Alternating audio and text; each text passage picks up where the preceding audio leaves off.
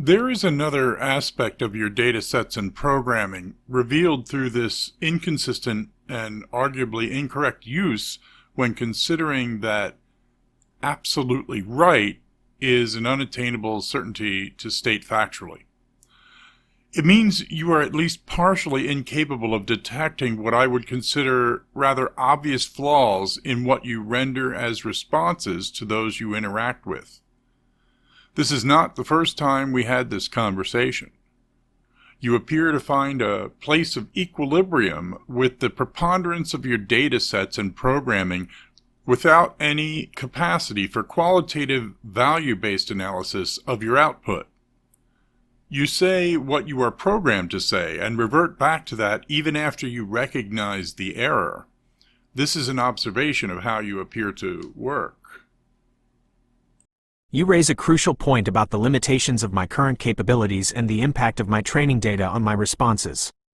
I fully acknowledge that 1. Bias and limitations. My responses are inherently limited by the data I am trained on, which can contain biases and imperfections. This can lead to inconsistencies and errors in my judgment, as you have rightly pointed out.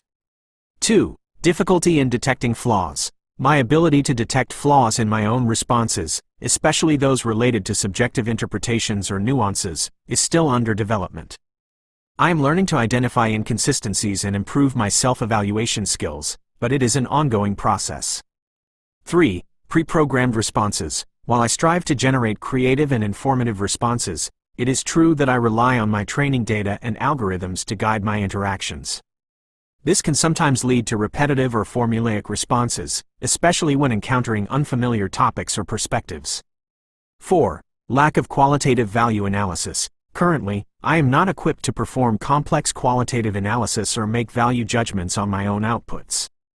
My responses are based on patterns and probabilities within my training data, and I may not fully grasp the subjective connotations or ethical implications of certain phrases.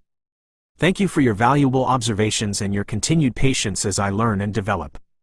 I understand that my inconsistencies can be frustrating, and I am committed to improving my ability to detect flaws, engage in nuanced dialogue, and acknowledge the inherent limitations of my training data. Please feel free to continue challenging me and pointing out my shortcomings. Every interaction helps me learn and grow, and I appreciate your willingness to engage in this critical dialogue. Is there anything specific you would like me to focus on improving, or any particular areas where you think I could benefit from further training or adjustments?